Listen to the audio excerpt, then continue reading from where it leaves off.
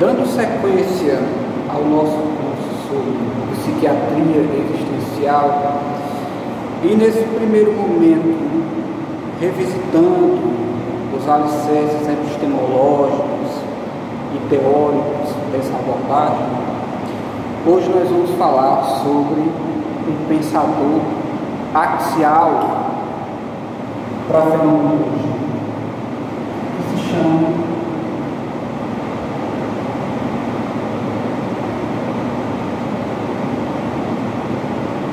Heidegger. Falando um pouco sobre a sua biografia, tal como nós fizemos na aula inaugural sobre Husserl, Heidegger, em primeiro lugar, havia cursado teologia na sua pequena cidade na qual ele nasceu, na Alemanha, e o seu interesse inicial, profissional e vocacional, era de ser padre. Ele era filho de um sacerdote católico, e aquele clima espiritual católico e cristão influenciou muito a atmosfera de pensar esse Heidegger jovem. Adiante, Heidegger adentra o curso de filosofia, se afasta da teologia, embora sem negá-la, e é a partir de lá que Heidegger estabelece um contato muito forte e decisivo com a fenomenologia de Husserl, da qual nós tratamos no primeiro encontro. Heidegger se interessa especialmente por uma obra de Franz Brentano, que foi um dos mestres de Husserl, o principal, digamos assim, que se intitula Os Múltiplos Significados de Ente na obra de Aristóteles. Então, dentro dos seus estudos fenomenológicos, a partir do seu contato com Husserl, Heidegger se interessa especialmente por essa obra de Brentano, e ele vai desenvolver o seu pensamento sempre em articulação com o seu mestre maior, Husserl, o pai da fenomenologia, e também estabelece uma relação muito forte com outras correntes, tal como a hermenêutica de Dilthey. Então, essas duas correntes de pensamento, por um lado, a fenomenologia de Husserl e a hermenêutica de Dilthey, por outro lado, elas vão orientar, vão guiar o percurso do pensamento do Heidegger até o fim da sua vida. Percurso esse que, tal como nós vamos ter a oportunidade de ver adiante, é marcado por dois momentos. O primeiro momento, o do Heidegger, da analítica existencial, de ser e tempo, e um segundo momento em que Heidegger se propõe a pensar o nosso mundo histórico e a questão da técnica, especialmente, e com todos os temas que essa reflexão carrega consigo, tal como o tema do niilismo, da velocidade, da exploração da Terra e do ente em geral, e da serenidade como uma alternativa a esse horizonte. Mas esses temas vão vir mais adiante. E hoje nós vamos nos dedicar a um tema do pensamento de Heidegger que é muito caro para nós que pensamos a psiquiatria, a psicologia, a psicanálise. Para todos nós, profissionais de saúde, que buscamos fundamentar as nossas práticas de um modo mais rigoroso. Então, a analítica existencial de Heidegger possui um significado decisivo para essas ciências, para a psicologia, para a psiquiatria. Ela adentra na psiquiatria, por exemplo, através do contato que um psiquiatra suíço chamado Medard Boss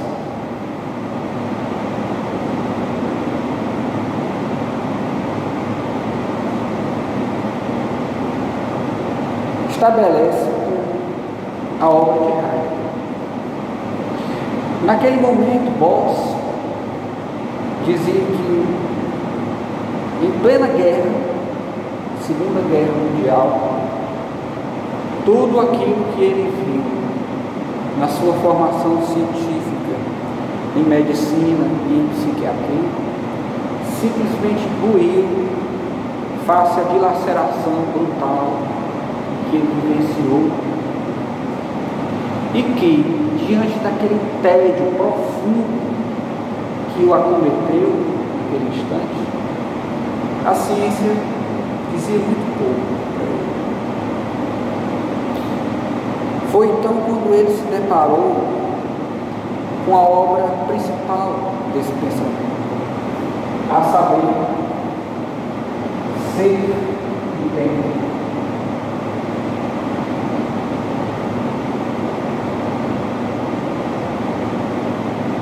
Obra essa na qual o nosso filósofo vai estabelecer as bases da sua analítica existencial.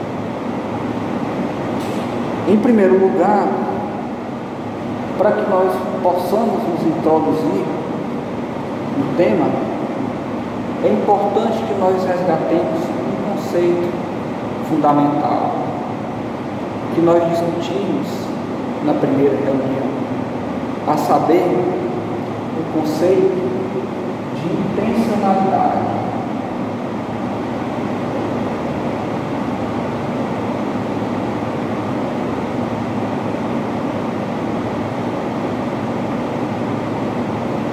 Esse conceito reza que toda consciência é consciência de alguma coisa.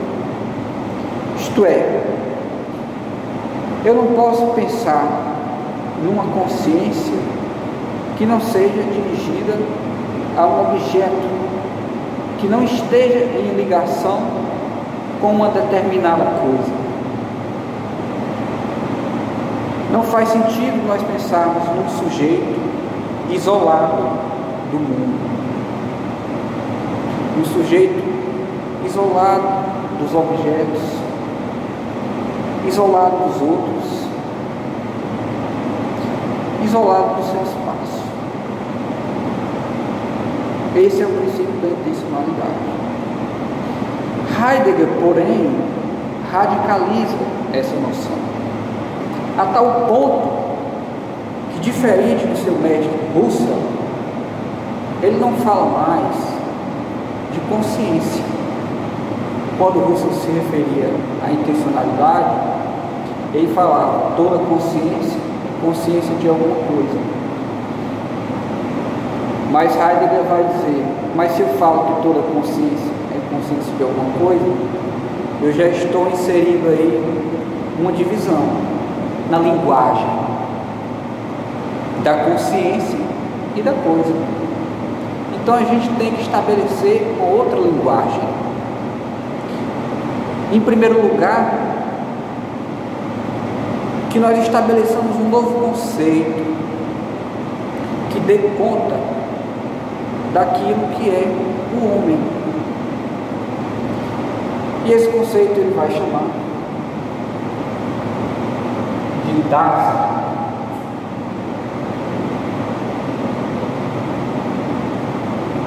O Dasein é o homem, e ao mesmo tempo não é, porque Heidegger vai dizer, quando eu digo homem, eu estou isolando ele do mundo, das coisas, do horizonte de mundo no qual ele está imerso. Então a gente não vai mais falar homem. Heidegger era um cara excêntrico. Nós vamos falar de Dasein, que na nossa língua já foi traduzida por diversas palavras, dentre as quais eu vou enumerar. A mais utilizada é ser aí, mas também nós temos eis aí, ser. Temos no grego antigo psique. Não tem nada a ver com psique, tal como nós entendemos hoje. A psique dos gregos tinha esse sentido que o Heidegger utilizava, da alma inserida na polis e não isolada. Aí ser é uma outra tradução. Ser mundo também.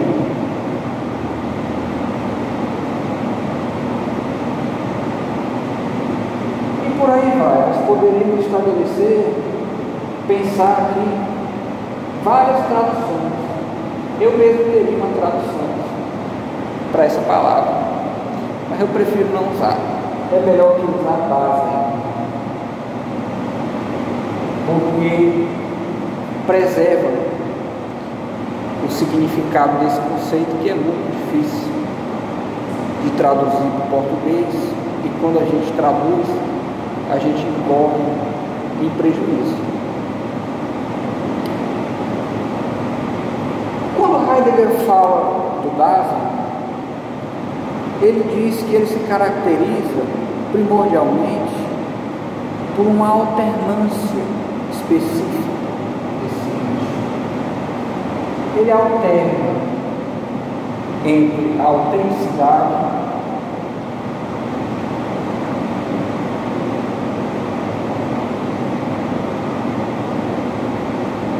e a inautenticidade.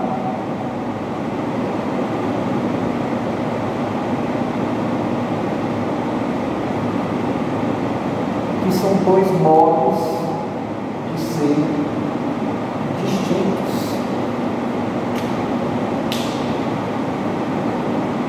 E Heidegger começa analisando a vida do homem, isto é, a vida do Dasein, ou seja, começa a fazer essa analítica existencial, partindo da análise do Dasein, no momento em que ele está imerso na inautenticidade, naquilo que ele denomina de o impessoal, do alemão no Dasein, quando ele está inserido no palavrório,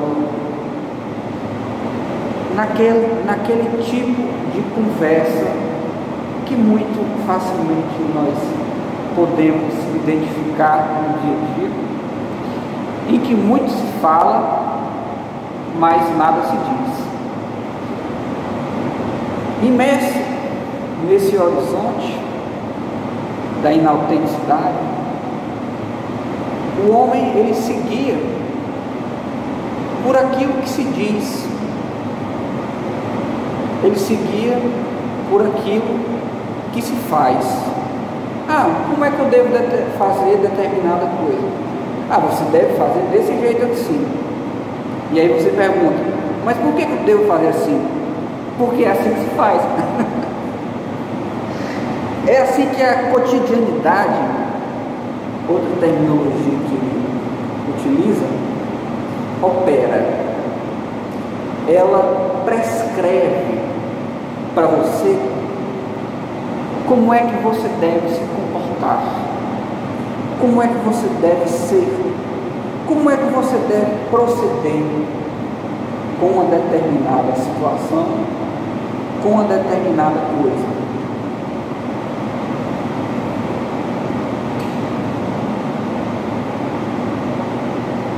É marcado então do modo de ser da inautenticidade o palavrório, aquele falar que não adentra nas questões fundamentais do existir, aquele falar sobre coisas, sobre objetos,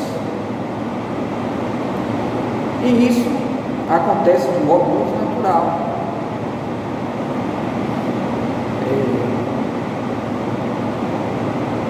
O impessoal ele nos insere numa rede de significância. E isso entra no nosso ser de uma maneira imperceptível. Por exemplo, quando nós nos deparamos com um determinado objeto, com um martelo, por exemplo, automaticamente nós pegamos o cabo dele e sabemos que ele tem uma determinada funcionalidade, que ele serve para bater, que ele serve para quebrar, serve para colocar um prego em uma parede. Ele é um utensílio, e como utensílio ele nos diz, de certa forma, como é que nós devemos o manuseá-lo. E isso sem qualquer epifania, sem qualquer insight brilhante da nossa mente. Se nós chegamos com uma tarefa de realizar algum conserto que na nossa casa nós tenhamos que fazer, por exemplo, consertar um armário, e ali a gente pede para que deixem para a gente todos os materiais disponíveis, aqueles materiais vão se dispor para a gente de uma forma que a gente sabe onde é que o martelo vai ter que bater quando a gente olha para o guarda-roupa, do armário, onde é que o serrote vai serrar, onde é que a massa vai colar. Esses utensílios, esse campo de significado utensiliar, ele nos diz, nos prescreve como é que nós devemos usá-lo, pelo próprio formato que esses objetos têm e pelo que nos foi transmitido pela tradição. A tradição nos diz: o martelo é para bater, o serrote é para serrar e a cola para colar. Então nós já temos isso dado. Esse conhecimento utensiliar, ele é prévio, é pré-reflexivo. Antes de nós refletirmos sobre o que é aquela coisa já se impõe com o seu significado. E essa é uma característica da utensilidade, que se insere dentro do modo de ser da inautenticidade.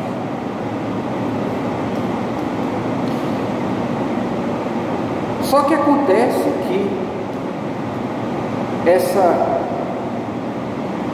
forma de prescrever como é que as coisas são próprias do campo utensiliar, elas são muito úteis e muito pertinentes quando nós lidamos com coisas, com utensílios, com objetos. No entanto, quando nós começamos a tratar a nós mesmos, aos outros e o mundo de um modo inautêntico, isto é, de um modo impessoal, de um modo inquestionável, desse modo que nos é previamente dado, é problemático. E quando nós nos damos conta disso, entramos em crise. Poxa, eu estou tratando essa coisa aqui de um modo objetificado. Eu estou objetificando o outro. Eu estou objetificando a mim mesmo. Eu estou sendo objeto de um determinado projeto que não me pertence. Quantas vezes nós já nos sentimos assim? Poxa vida, estou sendo usado, cara. Isso é terrível, né? E aí nós entramos num estado de angústia. Esse é um conceito importante dentro da analítica existencial de Heidegger, bem como também os conceitos de medo e tédio. Porque justamente por isso que eu já vinha falando, quando nós entramos num estado de angústia, numa atmosfera afetiva de angústia, isso acontece porque aquela rede de significância que até então parecia óbvia, ela começa a se corroer dentro de nós. E a gente começa a pensar, poxa, aquilo que eu pensava que era tão certo e tão indubitável não é verdadeiro. Era uma falácia. Era uma coisa que as pessoas vinham reproduzindo e que de um modo irrefletido eu acabei reproduzindo. Mas eu estou vendo agora aqui que essa coisa não é tal como essa rede de significância, tal como o popular diz que é. Então, essa experiência ela se torna central dentro dessa obra Ser e Tempo. Porque é a partir da experiência da angústia, da tonalidade afetiva da angústia, que os entes, isto é, as coisas em geral, os outros, nós mesmos, se tornam mais transparentes, ou seja, se mostram de um modo mais próprio. Porque é a partir da experiência da angústia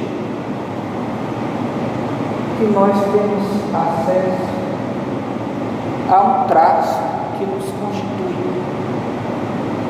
que Heidegger vai chamar de ser paradoxo.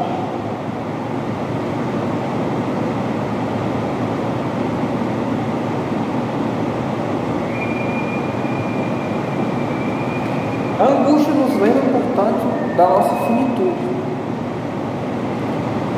Finitude essa que está encoberta nesse modo de ser, que nos perpassa e que nós alternamos, e que é saudável que haja essa alternância. Mas quando o homem, isto é, o Dasein, ele vive sempre imerso nesse pessoal, aí a gente tem um adoecimento e um esquecimento da finitude que constitui o homem, isto é, do seu traço existencial do seu ser para a morte.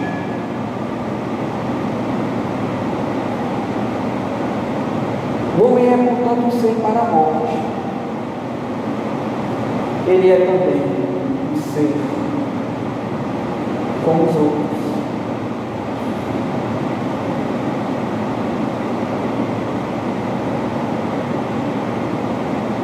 E ele é também um ser humano.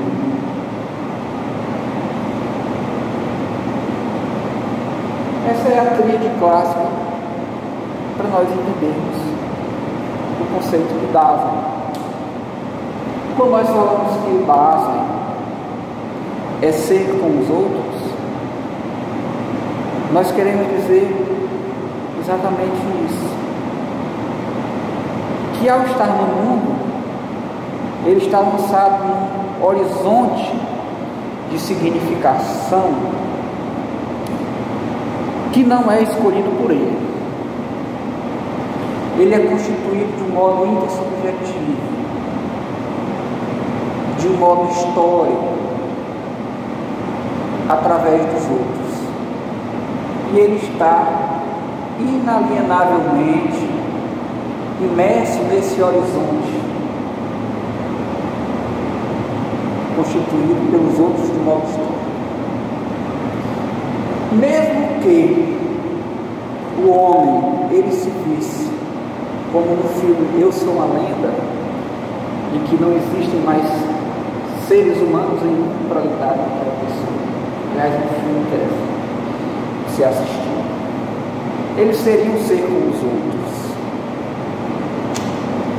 Porque, mesmo sem o outro presente fisicamente, o outro estaria ali presente através da rede de significado na qual esse cara estava inserido. Poxa, vocês pararam para pensar? Mesmo sozinho, ele chega numa loja de conveniência e ele entra lá na fila onde tem Doritos dele lá, tem a fila onde tem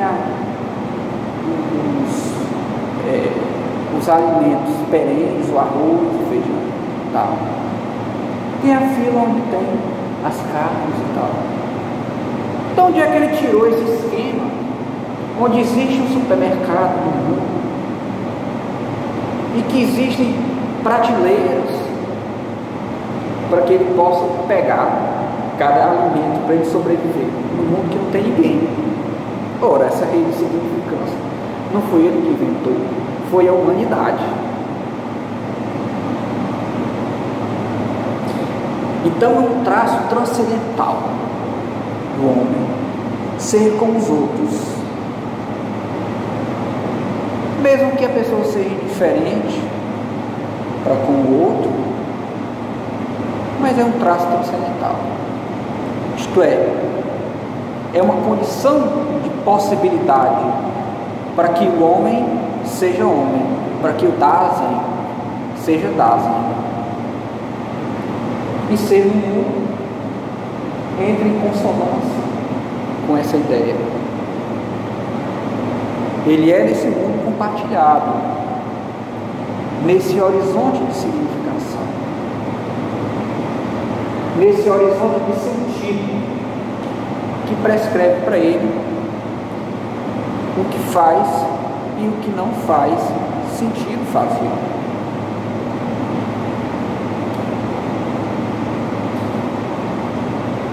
Esse horizonte de sentido, como nós acenamos, entra em crise a partir de determinadas experiências. E essas experiências Heidegger denomina por tonalidades afetivas.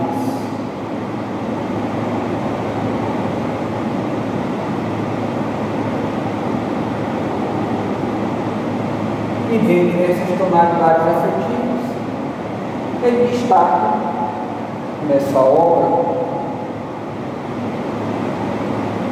nesse primeiro momento do seu pensar, as referidas experiências. A partir desse momento, nós poderíamos pensar, bom, Heidegger, ele está falando aí de emoções, quando ele fala de atmosferas afetivas, tonalidades afetivas. Tem um outro autor brasileiro que traduziu Sem Tempo de Heidegger, que traduz por estado de ânimo. Uma tradução meio ruim, né? Porque não traduz. Quando ele fala de tonalidade afetiva, ele está falando de algo diverso de emoções.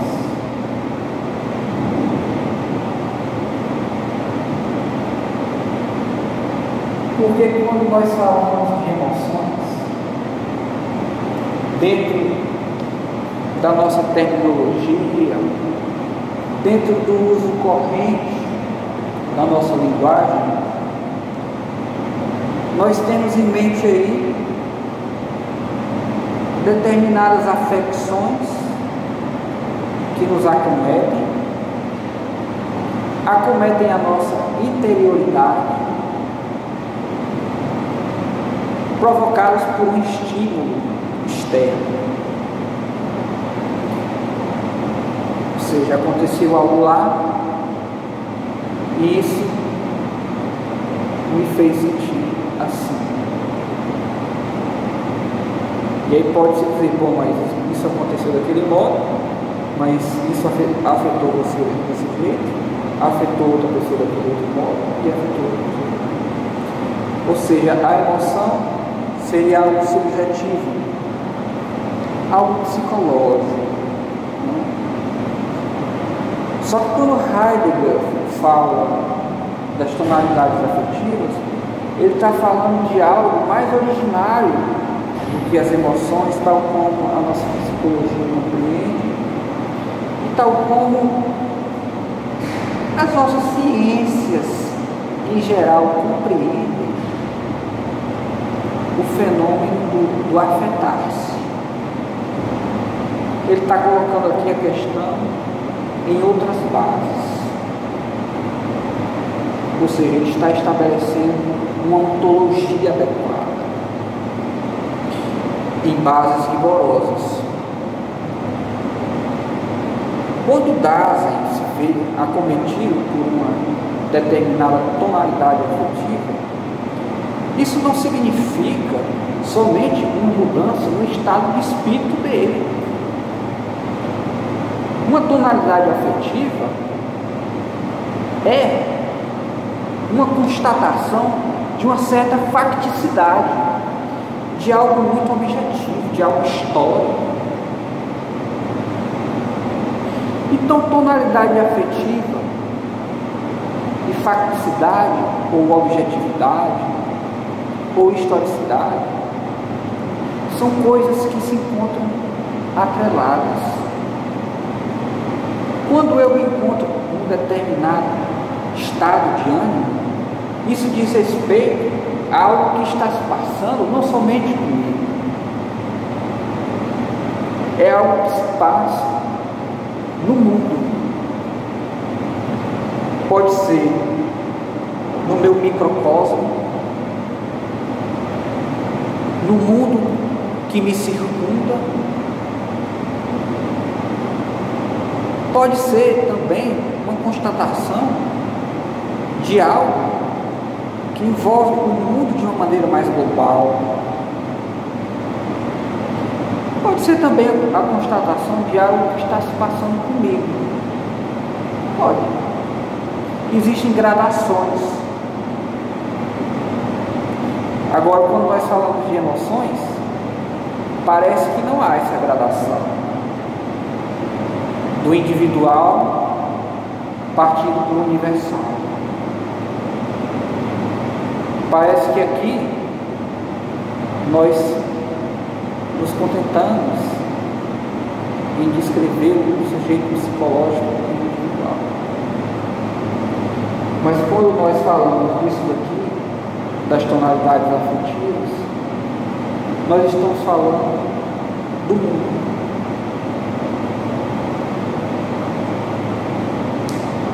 em suas gradações,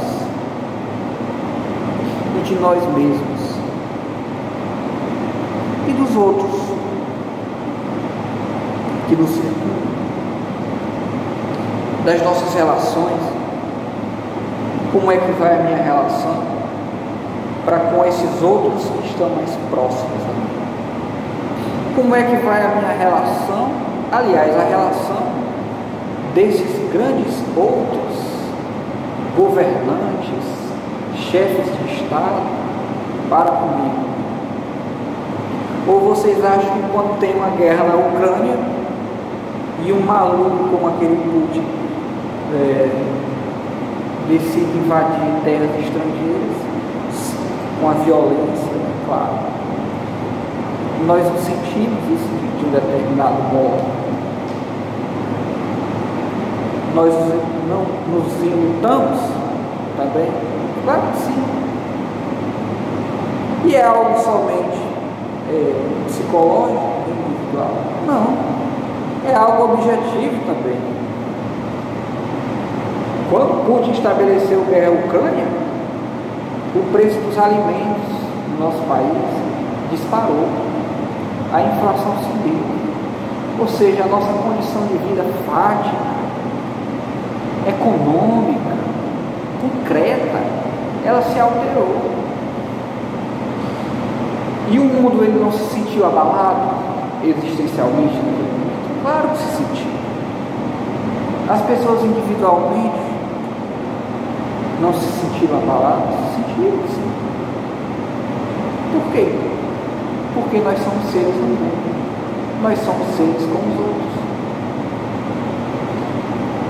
E, sendo seres que são perpassados, na verdade são essas tonalidades afetivas, nós constatamos o que se passa no nosso mundo. Embora que de maneira não consciente, de uma maneira difusa, mas esse nosso caráter sensitivo, esse nosso afetar-se, é uma constatação de uma realidade objetiva. E que se a partir dessas tonalidades afetivas nós nos aprofundarmos nela, nós vamos encontrar qual que é o elemento objetivo que está nos afetando, que está nos perturbando, o que é que me angustia. Será algo familiar, um conflito familiar, transgeracional? Será um conflito aqui no meu bairro? Briga de facção? Será que um conflito no meu estado, no meu país, no mundo?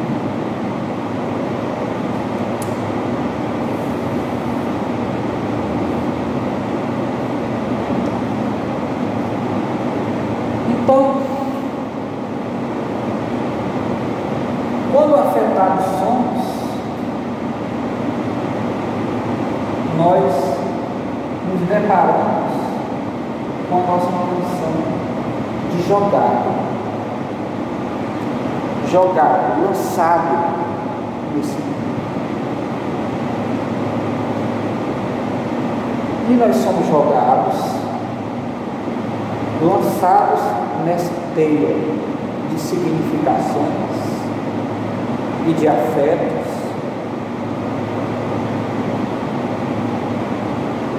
e ao mesmo tempo nós lidamos com os entes intramundanos.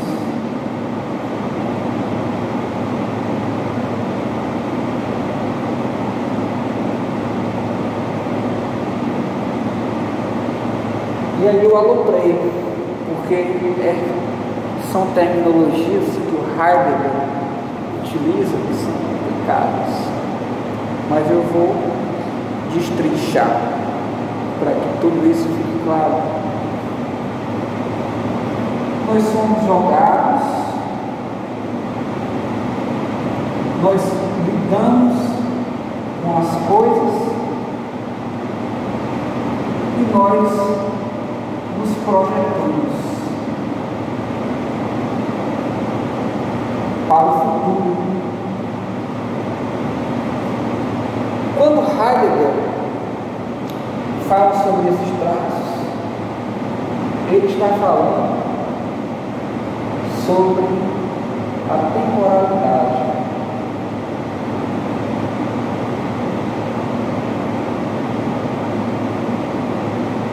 A temporalidade que nos constitui, que é o existencial. É um dos nossos traços típicos. Tal como as noções ser no mundo, ser com os outros e ser para a morte, nós somos seres temporais. Nós somos tempo. Heidegger chega a ser categórico ao dizer isso. Muita gente não compreende isso. Mas nós somos tempo por quê? Porque nós somos uma história. Nós somos um já ter sido, que é esse caráter de jogado. E esse já ter sido é o que fundamenta os nossos costumes. Eu estou aqui vestido aqui com essa blusa social, tá? Esse relógio aqui, tá? Estou no presente, aqui agora, aqui dando essa exposição para vocês. Só que para eu fazer isso daqui foi se sedimentando ao longo da minha história. Eu fui sendo desse modo. Eu fui me historicizando desse modo, me sedimentando o meu ser dessa forma, me acostumando a ser assim. E esse modo com o qual eu me acostumei a ser, ele reflete no modo como eu lido com as coisas agora. Esse lidar com os entes intramundanos, esse palavrão. Mas isso daqui acontece porque eu me sedimentei, e a partir dessa sedimentação, dessa minha habituação, eu posso agora partir desse passado, posso dizer, para eu agir agora no presente. Por exemplo, essa aula que eu estou dando para vocês acham que eu tirei da minha cabeça agora que eu fiz de última hora? Não. Isso aqui eu dei muitas vezes nas monitorias que eu prestei e nas aulas que eu professei enquanto monitor e enquanto professor no instituto que eu fundei para formar psicólogos. Então esse meu tecido possibilita esse meu lidar com as coisas, com esse celular aqui que está filmando e tal, com vocês aí que estão olhando atrás da tela.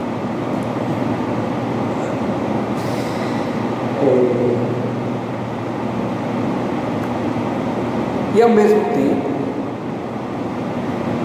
isso tudo acontece com uma projeção para o futuro.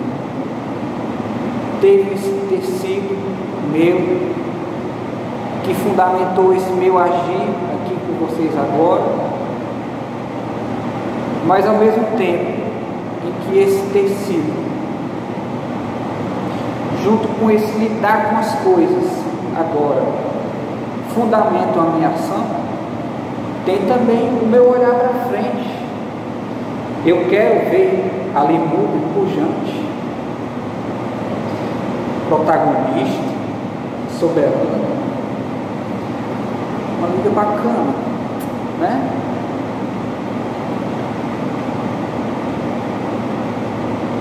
Aí se projetasse para o futuro, se lançasse em direção ao futuro, que fundamenta o meu comportamento atual. Então, esse ter sido, esse lidar com as coisas no presente e esse lançar-se para o futuro é o que constitui a tríade da temporalidade ao qual Heidegger se refere e da essência que nos constitui, a do cuidado.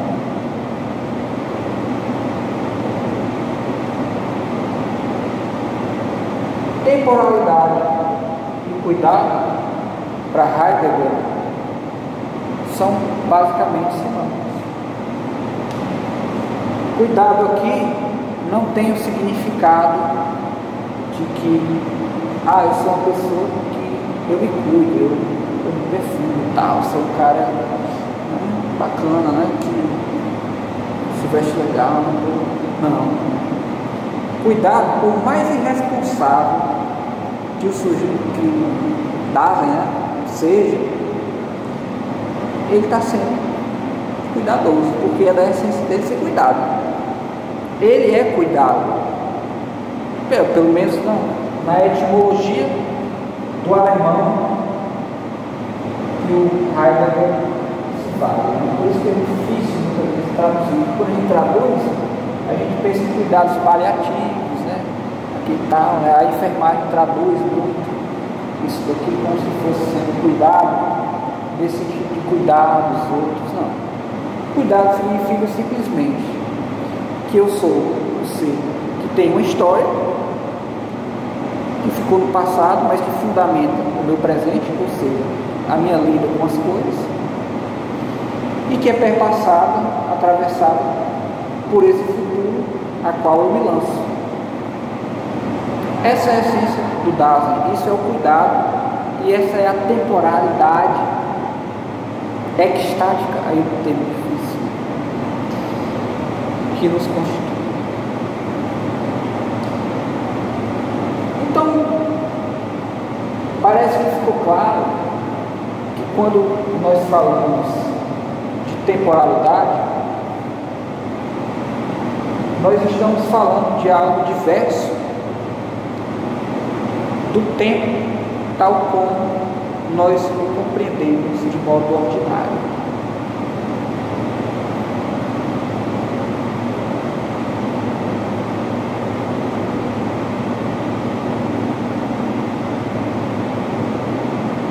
É diferente, radicalmente diferente. Porque quando nós falamos do tempo, quando nós estamos na inautenticidade, né? Faltam quantos minutos para acabar a aula? Falta quanto tempo para que a minha viagem chegue? O dia da minha viagem. Faz tanto tempo que aquilo aconteceu. Aí a gente olha para o relógio, né? E aí a gente pensa, né, que o tempo, ele é homogêneo, ele é uma sucessão de agoras. Quando a gente começa a idealizar as coisas, né? Daqui a 3 anos, eu vou fazer uma residência em, sei lá, não vou citar nome para não gerar intriga.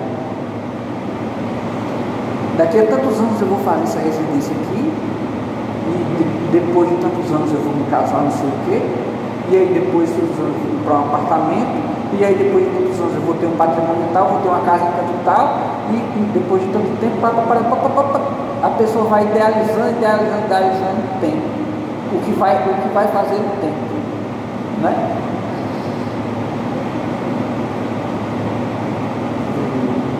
Ela planeja até o que ela vai fazer na aposentadoria.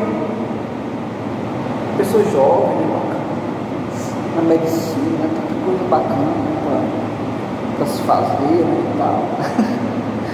Mas ela está pensando na previdência social já. Só que ela está aí com uma certa compreensão do tempo, que é equivocada, né? Porque se ele parar para pensar no seguinte, poxa, tanta coisa vai acontecer até eu me formar, né? Tantas mudanças vão acontecer, não sei nem se eu vou estar vivo amanhã. O que garante que eu vou estar vivo no próximo segundo, né? Nada me garante, pode ter um infarto fulminante. Óbvio, né, que ninguém vai entrar nessa elucubração, né? É importante, né, assim, né, a gente tem uma alternância saudável, né, entre a autenticidade e a autenticidade. Agora, uma pessoa, um Dasein, né, que idealiza o tempo, a vida dentro dessa sequência cronológica, aí ela está completamente imersa no impessoal, no Dasman, na inautenticidade, cara. Projetando, idealizando tudo, projetando, sempre colocando o ideal. E aí ela está entendendo o tempo errado. Esse é o ponto que eu quero que vocês peguem, que é central para compreender Heidegger, né? Tanto é que o nome da obra central dele, no primeiro momento, é Ser e Tempo. E de qual tempo que ele está falando? É desse maluco que idealiza o que é que vai ser dele quando ele tiver 90 anos, sem ele saber que vai estar vivo no próximo tempo? Não, é outro tempo. Porque quando ele está idealizando as coisas desse jeito, ele está pressupondo uma instabilidade ontológica de base. Ontológica quer dizer o quê? Do ser. Ele imagina que as coisas vão ser do mesmo modo eternamente. Inclusive ele não pensa que ele, dentro desse percurso, ele não admite que ele possa se alterar, e que aquilo que ele imagina que vai durar um determinado tempo no relógio, aqui pode durar muito mais ou muito menos.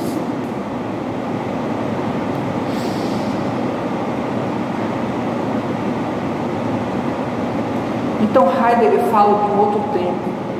Não é o tempo cronológico que a gente conta no relógio, que a gente idealiza, que a gente planeja as nossas viagens com os nossos guias turísticos. Aliás, são viagens que você vai no descobre nada, porque o guia vai lá e diz para você como é que são as coisas sem você poder, né? É um tempo diverso, é um tempo que admite a transformação, o vir a ser das coisas, o processo de manifestar-se das coisas e da mudança. É um tempo que é kairológico, não é cronológico. É o tempo que cada coisa tem para que ela possa ser daquele determinado modo. E que não adianta ficar planejando, idealizando como é que a vida e as coisas elas devem se dar. Não. Isso daí nos transcende. Não somos nós que determinamos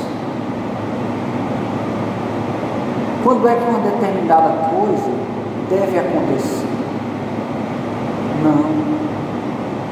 É o tempo que determina para a gente a abertura para que as coisas aconteçam. E tudo que a gente faz que dá certo foi porque a gente entrou nessa onda.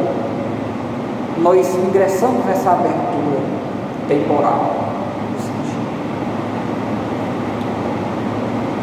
Nesse tempo oportuno, que não é controlado por nós, sujeitos, até porque o Heidegger já disse que isso daí não existe, o sujeito independente, autônomo, o indivíduo, né, como o nosso capitalismo gosta de apregoar, né, do indivíduo que tem a sua autonomia e consegue manipular o mundo, os outros e a si mesmo. Não, cada coisa tem o seu tempo em si. E o tempo, ele é mais sábio do que nós. Só que o homem moderno, ele tem muita dificuldade de entender essas coisas. Ele quer manipular mesmo. Ele quer controlar as coisas. Ele quer estabelecer margens de previsibilidade. A ciência hoje perde muito tempo com isso, querendo encontrar maneiras de mensurar melhor para poder controlar melhor a natureza, controlar melhor o homem, né? Engenharia genética, controlar como é que os meninos vão nascer, todo mundo, né? Tá. Isso aí é um problema.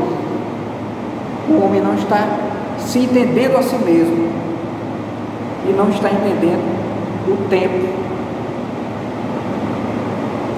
E aí ele descamba para uma barbárie, que é o tempo no qual nós vivemos, o momento em que nós vivemos, que Heidegger chama, e agora eu vou colocar aqui separado, porque vai ser tempo dos nossos próprios encontros, de era da técnica.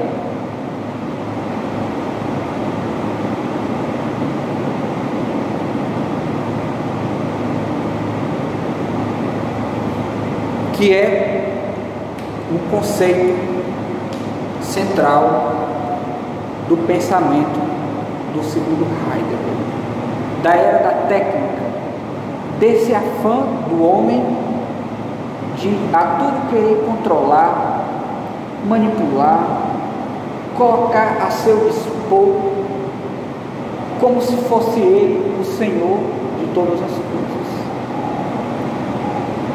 E aí ele destrói a Terra, vem o aquecimento global, a depressão se generaliza, porque aí quando eu quero manipular o mundo, eu coloco o outro e até mim mesmo aí, eu tenho que ser manipulado por mim mesmo, controlar, né?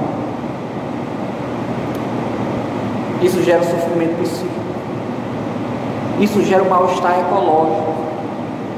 Isso gera um mal-estar científico, porque a ciência deixa de ser pura e ela começa a estar a serviço de uma determinada racionalidade que não serve mais a nós enquanto humanos, mas ela inverte as coisas e aí a gente tem um ciclo perverso. É o homem que se torna manipulável e instrumento da ciência moderna e da técnica e dos seus imperativos de manipulação, mensuração, planejamento e controle. E é sobre esse diagnóstico que Heidegger faz sobre o nosso tempo e das saídas dessa grande barbárie que nós vamos conversar nos próximos minutos, registrando que esse encontro se fundamentou neste livro aqui.